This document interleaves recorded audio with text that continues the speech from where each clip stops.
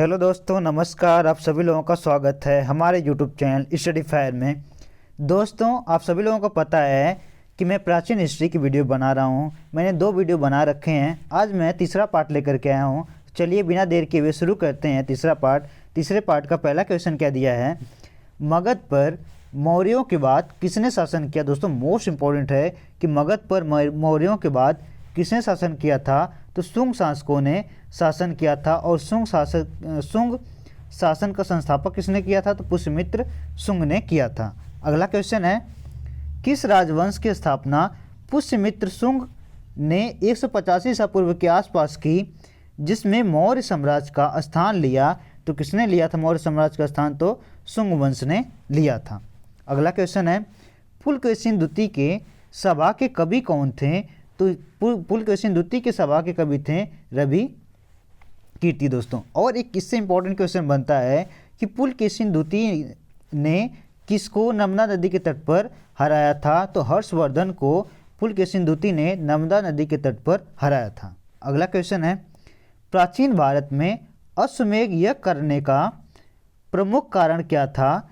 तो इसका प्रमुख कारण क्या था, यज्ञ करने वाले राजा को श्रेष्ठता स्थापित करने के लिए यह यज्ञ किया जाता था। अगला क्वेश्चन है, गौतमी पुत्र सातकर्णी शासक था। तो किसका शासक था गौतमी पुत्र सातकर्णी। गौतमी पुत्र सातकर्णी किस वंश के शासक थे। तो वे सातवाहन वंश के शासक थे। अगला क्वेश्चन है, सातवाहन साम्राज्य की राजधानी कौन सी थी। तो सातवाहन साम्राज्य की राजधानी थी पैठान। दोस्तों, अगला क्वेश्चन है, कौन सातवाहन साम्राज्य का सबसे बड़ा शासक था। तो सातवाहन साम्राज्य का सबसे बड़ा जो शासक था वो गौतमी पुत्र सातकर्णी सबसे महान शासक था सातवाहन साम्राज्य का। आगे देखते हैं दोस्तों, अगला हमारा वंश है,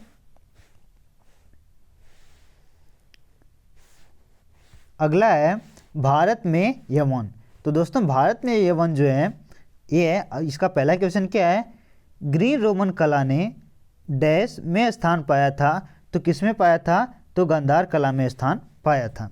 अगला क्वेश्चन है, प्रसिद्ध इंडो ग्रीक राजा जिसने बौद्ध धर्म अंगीकार किया। तो किसने अंगीकार किया था। तो मिनांडर ने अंगीकार किया था। अगला क्वेश्चन है, शक के बारे में क्या है, भारत के सबसे प्रसिद्ध शक शासक कौन थे। तो रुद्रदामन थे भारत के सबसे प्रसिद्ध शक शासक। अगला क्वेश्चन दोस्तों, कुषाण वंश के बारे में है। तो आपका पहला क्वेश्चन है कुषाण वंश से रिलेटेड, भारत में कुषाण साम्राज्य की स्थापना किसने की थी। तो भारत में कुषाण वंश की स्थापना कुजुल कटफिसेस ने किया था, कुषाण साम्राज्य की स्थापना। अगला है, शक काल पर आधारित राष्ट्रीय पंचांग किस वर्ष आरंभ हुआ था। तो शक काल पर आधारित राष्ट्रीय पंचांग 78 ईस्वी में शुरू हुआ था। दोस्तों ये तो शक काल है, शक संवत है। और कई बार आपसे पूछता है कि विक्रम संवत की शुरुआत कब हुई थी।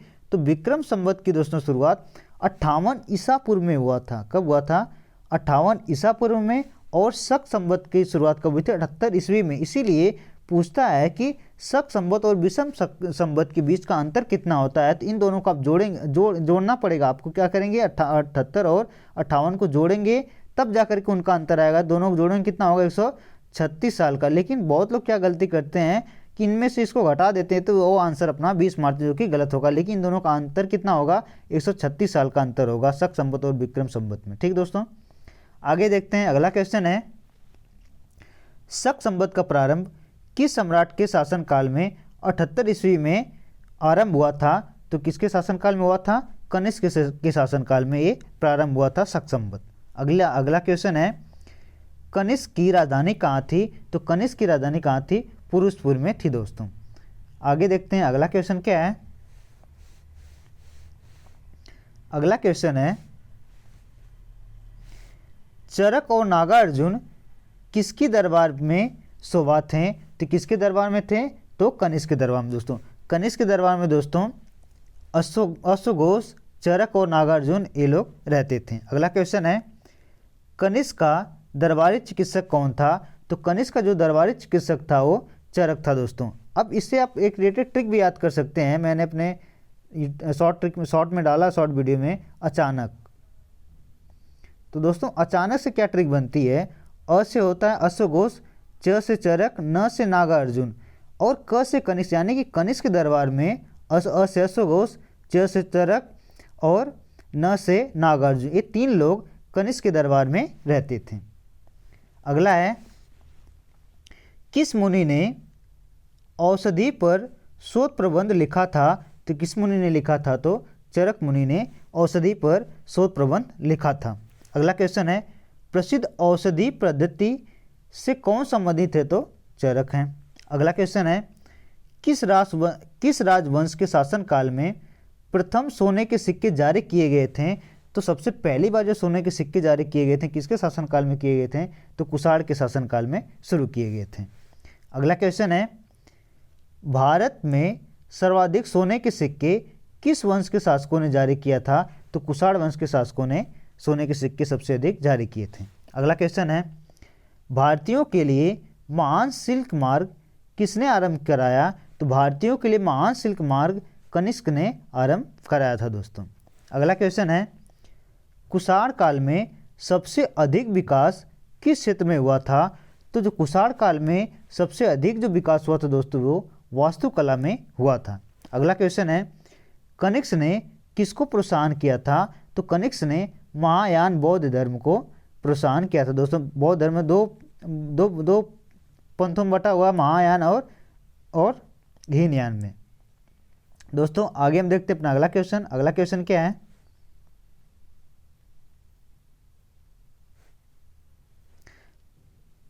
अगला क्वेश्चन है दोस्तों,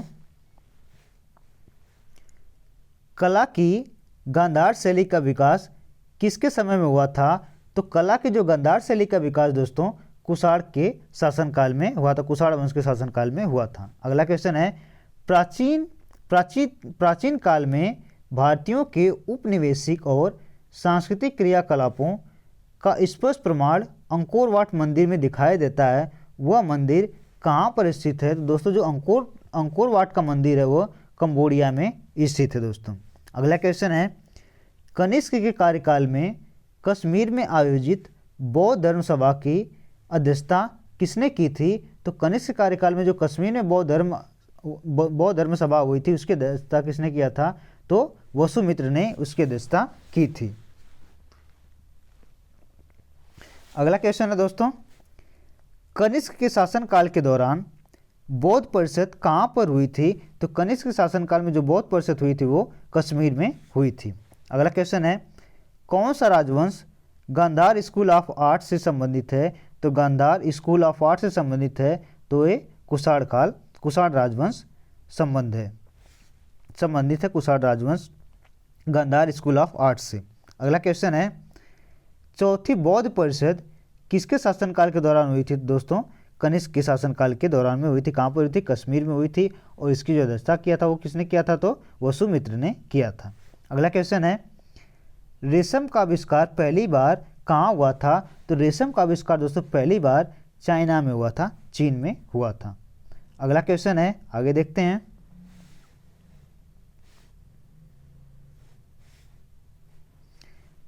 अगला क्वेश्चन है दोस्तों, पहली शताब्दी ईसा पूर्व से 7वीं शताब्दी ईस्वी के बीच विकसित गांधार कला जो बौद्ध दृश्य कला की एक शैली है, मुख्य रूप से कुषाण राजवंश के दौरान निखरी। किस राजवंश के दौरान निखरी थी? तो कुषाण राजवंश के दौरान निखरी थी।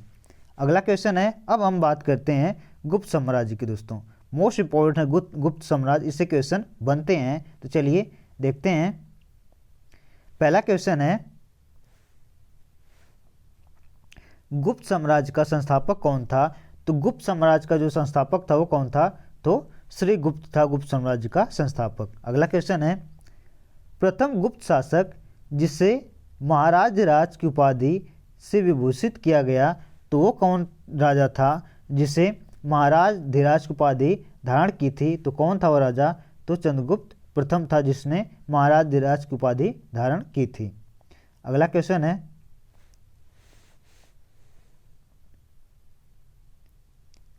अगला क्वेश्चन है दोस्तों आपका, गुप्त साम्राज्य का वास्तविक संस्थापक किसे माना जाता है?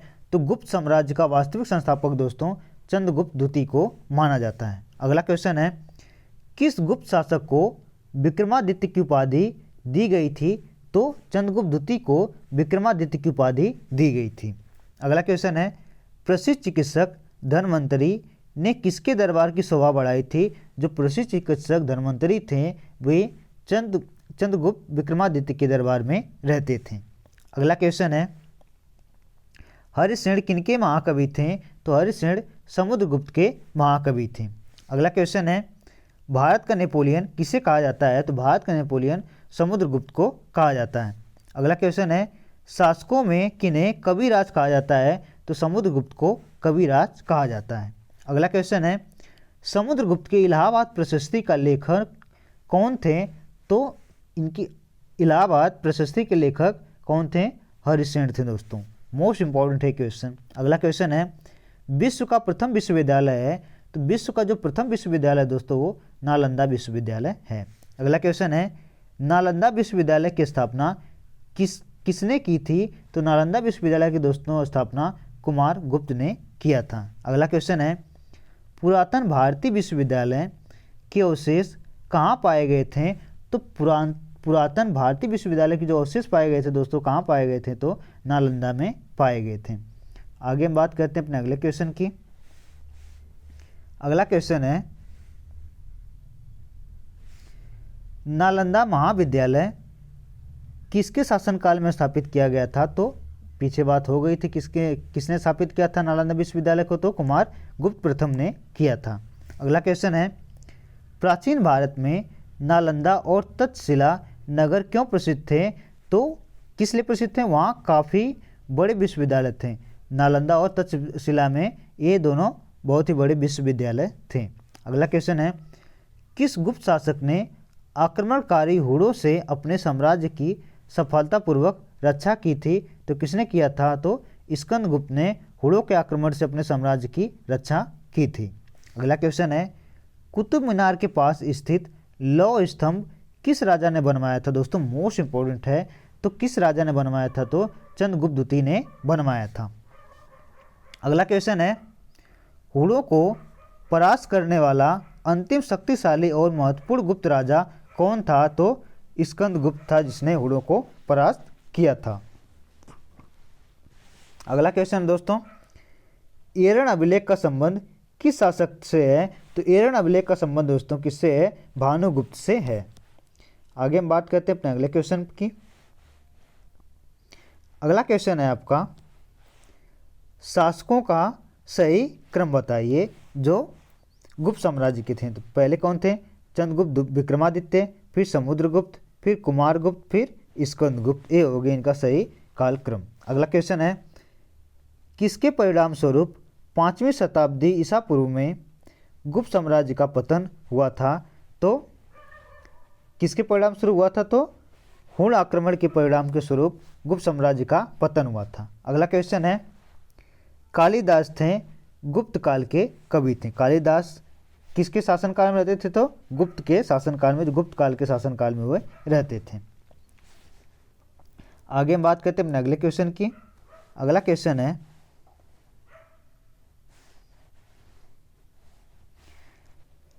किस संस्कृत कवि को भारत का शेक्सपियर कहा जाता है?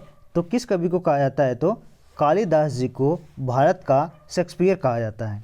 अगला क्वेश्चन है, भारतीय संस्कृत का स्वर्ण युग काल कहलाता है। भारतीय संस्कृत का स्वर्ण युग कहलाता है तो कौन सा काल कहलाता है? तो गुप्त काल जो है वह स्वर्ण युग कहलाता है।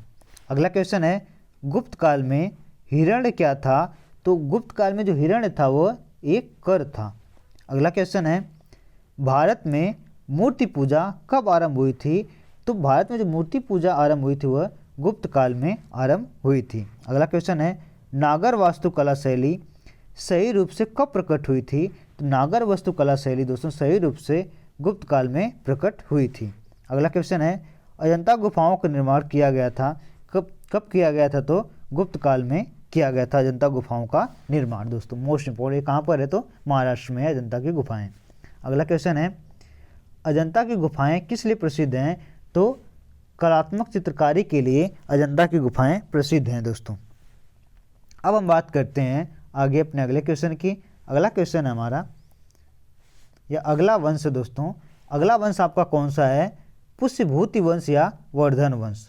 तो हम बात करते हैं पुष्यभूति वंश या वर्धन वंश की। तो आपका पहला क्वेश्चन है, गुप्त वंश के विनाश के पश्चात, क्या क्वेश्चन है, गुप्त वंश के विनाश के पश्चात उत्तर भारत के बड़े भाग का पुनर्गठन किसने किया था। तो हर्षवर्धन ने किया था। किसने किया था, हर्षवर्धन ने किया था। अगला क्वेश्चन है, हर्षवर्धन किस राजवंश के अंतर्गत आते हैं। तो किस राजवंश के अंतर्गत आते हैं, तो पुष्यभूति वंश या वर्धन वंश।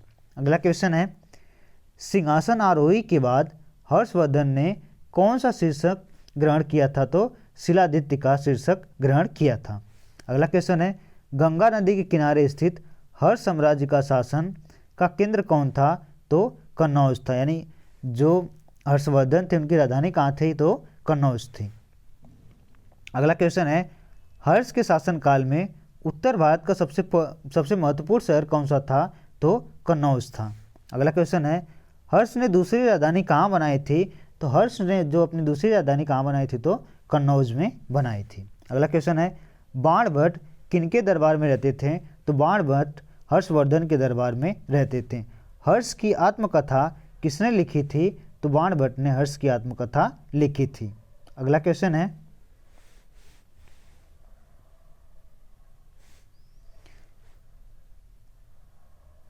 अगला क्वेश्चन है दोस्तों, हर्ष के समय में किस चीनी यात्री ने भारत की यात्रा की थी। तो हर्ष के समय में किस चीनी यात्री ने यात्रा की थी। तो वेनसोंग ने हर्षवर्धन के शासनकाल में यात्रा किया था। अगला क्वेश्चन है, कौन सा शासक प्रत्येक 5 वर्ष पर प्रयाग में धार्मिक सम्मेलन किया करता था। तो कौन शासक था। तो हर्षवर्धन था, जो प्रत्येक 5 वर्ष के बाद प्रयागराज में धार्मिक सम्मेलन किया करता था। अगला क्वेश्चन है, हर्षवर्धन के काल में एक बड़े मठ की स्थापना कहाँ पर हुई थी। तो नालंदा में एक बड़े मठ की स्थापना हुई थी हर्षवर्धन के शासन काल में। अगला क्वेश्चन है, हर्ष के शासन काल में बंगाल का समकालीन राजा कौन था। तो शशांक था, हर्ष के शासन काल के समय का राजा। अगला हम बात करते हैं, किसने हर्षवर्धन को पराजित किया था। तो पुलकेशिन द्वितीय ने कहाँ पर पराजित किया था। तो नर्मदा नदी के किनारे इसने पराजित किया था हर्षवर्धन को पुलकेशिन द्वितीय ने। अगला क्वेश्चन है, हम आगे बात करते हैं।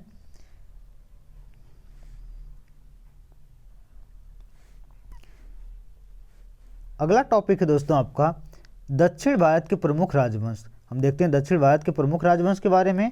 तो आपका पहला क्वेश्चन है दोस्तों, चोल, चेर, पांड्य वंश किस काल से संबंधित है। तो ये संगम काल से संबंधित हैं। अगला क्वेश्चन है, चोल शासकों की भाषा क्या थी। तो चोल शासकों की जो भाषा थी दोस्तों वो कौन सी थी। तो तमिल थी उनकी भाषा।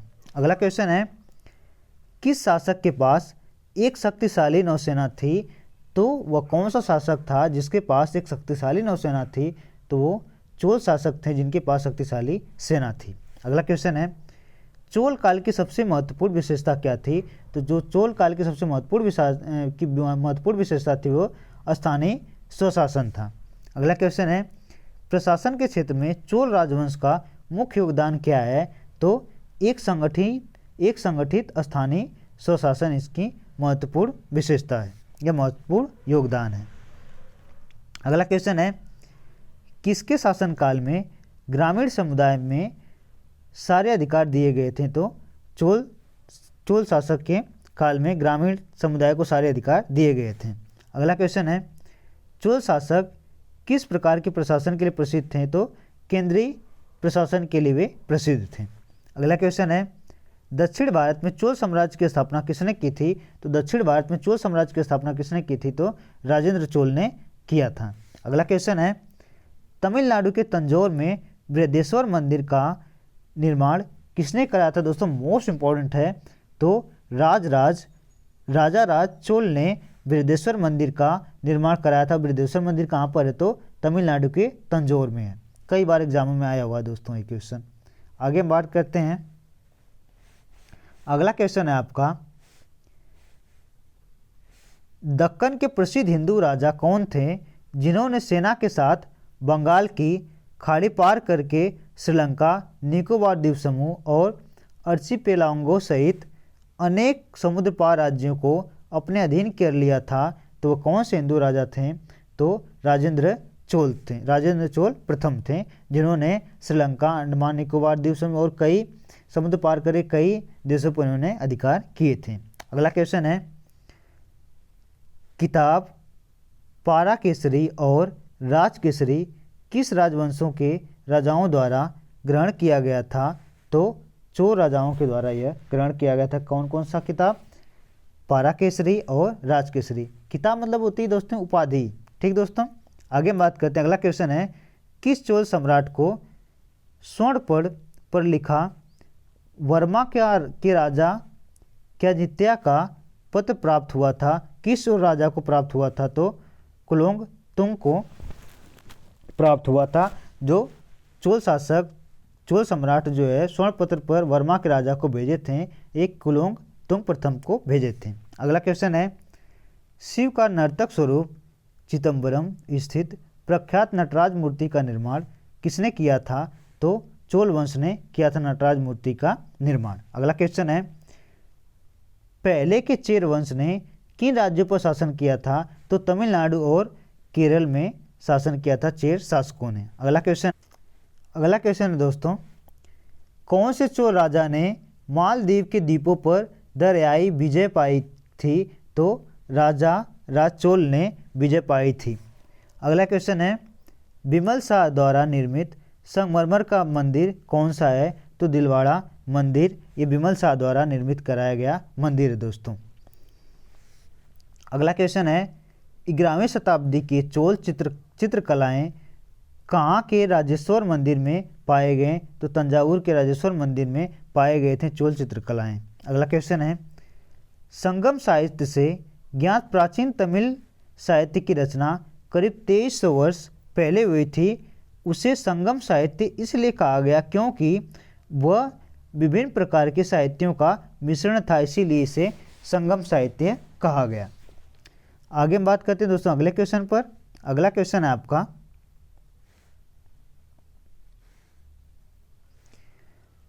कौन संगम युगीन व्याकरण रचना सर्वाधिक महत्वपूर्ण रचना मानी जाती है? तो तोल्काप्पियम यह चोल संगम युगीन की सबसे महत्वपूर्ण व्याकरण मानी जाती है। अगला क्वेश्चन है, संगम काल का सबसे महत्वपूर्ण नगर कौन सा था? तो अरिकामेंडु सबसे महत्वपूर्ण नगर था। अगला क्वेश्चन है, पुलकेशिन राजवंश किस राज्य के थे? तो चालुक्य राजवंश के थे पुलकेशिन। अगला क्वेश्चन है, दिलवाड़ा के जैन मंदिरों का निर्माण किसने कराया था? तो चालुक्यों ने दिलवाड़े के जैन मंदिर का निर्माण कराया था। अगला है, कोणार्क का मंदिर का निर्माण किसने कराया था? तो कोणार्क का मंदिर का निर्माण नरसिंहदेव प्रथम ने करवाया था दोस्तों। अगला क्वेश्चन है, चालुक्य शासक पुलकेशिन द्वितीय ने किस नदी के किनारे हर्षवर्धन को हराया था? तो नर्मदा नदी के किनारे हर्षवर्धन को पुलकेशिन द्वितीय ने हराया था। अगला क्वेश्चन है, पश्चिम भारत में चालुक्य साम्राज्य के बाद किसका साम्राज्य आया था? तो काकतीय वंश का साम्राज्य आया था चालुक्य साम्राज्य के बाद दोस्तों। आगे हम बात करते हैं अपना अगला क्वेश्चन। अगला क्वेश्चन क्या दिया है? अगला क्वेश्चन है, किस रानी ने अपने शिलालेख में स्वयं को पुरुष शासक के रूप में दर्शाया था? तो किस रानी ने दर्शाया था? तो काकतीय वंश की रुद्रमा देवी। काकतीय वंश की जो रुद्रमा देवी थी उन्होंने अपने को पुरुष रूप में दर्शाया था। अगला क्वेश्चन है, प्रसिद्ध जैन विद्वान हेमचंद्र को संरक्षण दिया था? तो कुमारपाल चालुक्य ने हेमचंद्र को संरक्षण दिया था। पहला क्वेश्चन है, पल्लव राजा की राजधानी कहाँ थी? तो पल्लव राजा की राजधानी कहाँ थी? कांचीपुरम में थी। अगला क्वेश्चन है, चट्टानों से कटे हुए कुछ मंदिर जिनको सप्त पैगोड़ा के नाम से जाना जाता है का निर्माण किन शासकों ने कराया था? तो पल्लव शासकों ने कराया था सप्त पैगोड़ा मंदिर का निर्माण। अगला क्वेश्चन है, महाबलेश्वर मंदिर का निर्माण किस वंश के द्वारा किया गया था? महाबलेश्वर मंदिर का निर्माण तो पल्लव वंश के राजाओं द्वारा किया गया था महाबलेश्वर मंदिर का निर्माण। अगला क्वेश्चन है, किसके शासनकाल में शिलांकित हिंदू मंदिर वास्तुकला की एक विशेषता थी? तो पल्लव शासकों की थी। अगला क्वेश्चन है महाबलीपुरम की स्थापना किसने की थी? तो महाबलीपुरम की स्थापना भी पल्लवों ने किया था। अगला क्वेश्चन है तमिलनाडु के महाबलीपुरम में स्थित स्मारक समूह किन राजाओं द्वारा बनवाया गया था? तो पल्लव राजाओं द्वारा बनवाया गया था तमिलनाडु के महाबलीपुरम में स्थित जो स्मारक समूह है। आगे हम बात करते हैं अपने अगले क्वेश्चन की। अगला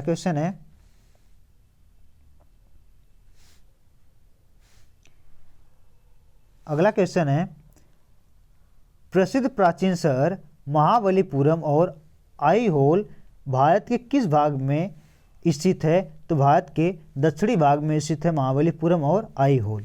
अगला क्वेश्चन है कौन प्रारंभ में चालुक्य राजाओं के अधीनस्थ थे? तो राष्ट्रकूट चालुक्य राजाओं के अधीनस्थ थे। अगला क्वेश्चन है राष्ट्रकूट राजवंश का संस्थापक कौन था? तो दंती दुर्ग राष्ट्रकूट राजवंश का संस्थापक था। दोस्तों ये भी क्वेश्चन बहुत इंपॉर्टेंट है, कई बार एग्जामों में आया हुआ है। आगे हम बात करते हैं अगला क्वेश्चन की। अगला क्वेश्चन है श्रवणबेलगोला में भगवान बाहुबली की मूर्ति किसके शासनकाल में बनाई गई थी? तो राष्ट्रकूट के शासनकाल में बनाई गई थी बाहुबली की मूर्ति। अगला क्वेश्चन है राष्ट्रकूटों को किसके द्वारा उखाड़ फेंका गया था? तो तैलभ द्वितीय के द्वारा उखाड़ फेंका गया था राष्ट्रकूटों को। अगला क्वेश्चन है एलिफेंटा में चट्टान काटकर बनवाए गए प्रसिद्ध मंदिर किससे संबंधित हैं? तो राष्ट्रकूट से संबंधित। जो एलिफेंटा में चट्टान काट करके बनाए गए प्रसिद्ध मंदिर हैं उसको किसने बनवाया था? तो राष्ट्रकूटों ने बनवाया था। आगे बात करते हैं अपने अगले क्वेश्चन की। अगला क्वेश्चन है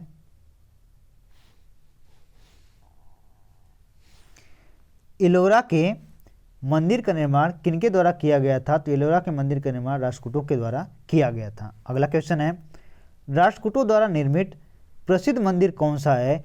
तो इलोरा है, राष्ट्रकूटों द्वारा बनाया गया उनका प्रसिद्ध मंदिर। अगला क्वेश्चन है इलोरा का 34 गुफाओं का मंदिर डैश एवं डैश ईस्वी के बीच में बनाया गया था। तो जो 34 गुफाओं का मंदिर था 700 ईस्वी एवं 800 ईस्वी के बीच में बनाया गया था। अगला क्वेश्चन है इलोरा कैलाश मंदिर किस शैली में बना है? तो द्रविड़ शैली में बना है। महाराष्ट्र में है दोस्तों अजंता इलोरा हाथी गुम्फा कहाँ पर है? तो यह महाराष्ट्र में है। अगला क्वेश्चन है त्रिमूर्ति किससे संबंधित है? तो त्रिमूर्ति संबंधित है एलिफेंटा की गुफाओं से संबंधित है। अगला क्वेश्चन है अजंता गुफाओं में मूर्तियाँ दर्शाती हैं। तो अजंता गुफाओं में मूर्तियाँ दर्शाती किनको दर्शाती हैं? तो विभिन्न मुद्राओं में भगवान शिव, भगवान बुद्ध एवं उनका जीवन वृत्त तथा भगवान महावीर को दर्शाती है अजंता गुफाओं में जो मूर्तियां हैं। अगला क्वेश्चन है अजंता की गुफाओं में किनका चित्रण है? तो अजंता गुफाओं में जातक कथाओं का चित्रण है। अगला क्वेश्चन है अजंता की चित्रकला का मुख्य विषय क्या है? तो अजंता गुफाओं की चित्रकला का मुख्य विशेषता क्या है? तो बुद्ध की करुणा इनकी मुख्य विशेषता है। आगे हम बात करते हैं अपने अगले क्वेश्चन की। अगला क्वेश्चन है अजंता की चित्रकला किससे प्रेरित है? तो अजंता की चित्रकला जो है अनुकंपाशील बुद्ध से प्रेरित है। अगला क्वेश्चन है अजंता गुफाओं की प्रसिद्ध चित्रकलाओं की रचना कब हुई थी? तो 2500 ईसा पूर्व में हुई थी। अगला क्वेश्चन है द्वार समुद्रम राजधानी किनकी थी? द्वार समुद्रम होयसलों की राजधानी थी। अगला क्वेश्चन है किस मंदिर में होयसल भवन कला का सर्वोत्तम उदाहरण मिलता है? तो द्वार समुद्रम मंदिर में होयसल भवन कला का सर्वोत्तम उदाहरण मिलता है। अगला क्वेश्चन है कदम राजाओं की राजधानी क्या थी? तो कदम राजाओं की राजधानी वनवासी थी दोस्तों। अगला क्वेश्चन है पांड्यों का राजनीतिक एवं सांस्कृतिक केंद्र कहाँ था? तो कांचीपुरम। दोस्तों ये भी मोस्ट इंपॉर्टेंट क्वेश्चन है। आगे हम बात करते हैं अपने अगले क्वेश्चन की। अगला क्वेश्चन है अगली आपकी टॉपिक है दोस्तों, अगली टॉपिक क्या है? सीमावर्ती राजवंशों का अभ्युदय। तो इसके बारे में बात करते हैं। अगला पहला क्वेश्चन है इसका बंगाल का प्राचीन नाम क्या था? तो बंगाल का प्राचीन नाम क्या था दोस्तों? गौड़ था बंगाल का प्राचीन नाम। अगला क्वेश्चन है पाल राजवंश कहाँ के शासक थे? तो पाल वंश जो है बंगाल वंश के शासक थे। और पाल वंश की जो स्थापना आगे दिया है दोस्तों, बंगाल के पाल वंश का संस्थापक कौन था? तो गोपाल था। अगला क्वेश्चन है पाल राजवंश का सर्वाधिक योग्य शासक कौन था? तो धर्मपाल था दोस्तों। आगे हम बात करते हैं अपने अगले क्वेश्चन की। अगला क्वेश्चन है, कौन सा पाल शासक बौद्धों के लिए प्रसिद्ध विक्रमशिला विश्वविद्यालय की स्थापना किया था? तो धर्मपाल ने विक्रमशिला विश्वविद्यालय की स्थापना किया था। नालंदा, पीछे मैंने अभी बताया नालंदा विश्वविद्यालय की स्थापना किसने किया था? तो कुमारगुप्त प्रथम ने नालंदा विश्वविद्यालय की स्थापना किया था। और विक्रमशिला विश्वविद्यालय किसने किया था? तो धर्मपाल ने किया था। अगला क्वेश्चन है, कामरूप का प्राचीन साम्राज्य राज्य किस राज्य में मौजूद है? तो कामरूप असम का प्राचीन नाम है। जो असम राज्य आज है उसका प्राचीन नाम क्या था दोस्तों? तो कामरूप था। आगे हम बात करते अपने अगले राजवंश की। तो अगला राजवंश हमारा राजपूत राजवंशों की उत्पत्ति। हम देखते हैं राजपूत राजवंशों की उत्पत्ति। आपका इसका पहला क्वेश्चन है। पहला क्वेश्चन क्या है? खजुराहो मंदिर किस वंश के शासनकाल में बनाया गया था? तो चंदेल वंश के शासकों द्वारा बनवाया गया था। अगला क्वेश्चन है, पृथ्वीराज चौहान के सभा कवि कौन थे? तो चंद्रवरदायी थे। पृथ्वीराज चौहान के सभा कवि चंद्रवरदायी थे। अगला क्वेश्चन है, जूनागढ़ का किला कहाँ पर स्थित है? तो बीकानेर में स्थित है जूनागढ़ का किला। अगला क्वेश्चन है, जयगढ़ का किला कहाँ पर स्थित है? तो जयपुर में। जयगढ़ का किला कहाँ पर है? जयपुर में। जूनागढ़ का किला कहाँ पर है? तो बीकानेर में है। अगला क्वेश्चन है, खजुराहो मंदिर वास्तुकला के किस प्रकार का उजागर करता है? क्या क्वेश्चन है दोस्तों? खजुराहो मंदिर वास्तुकला के किस प्रकार को उजागर करता है? तो नागर शैली। खजुराहो मंदिर जो है वह किस शैली में बनाया गया है? तो नागर शैली में बनाया गया है। अगला क्वेश्चन है, हवा महल का निर्माण किसने किया था? तो हवा महल का निर्माण दोस्तों महाराजा सवाई प्रताप सिंह ने हवा महल का निर्माण कराया था। अगला क्वेश्चन है, चित्तौड़गढ़ किस वंश की राजधानी थी? तो चित्तौड़गढ़ की किस वंश की राजधानी थी? तो सिसोदिया वंश की राजधानी थी चित्तौड़गढ़। आगे हम बात करते हैं अपने अगले क्वेश्चन की। अगला और लास्ट क्वेश्चन है दोस्तों आपका, साहित्य के प्रख्यात समर्थक राजा भोज किस वंश से जुड़े थे? तो वह परमार वंश से जुड़े हुए थे दोस्तों।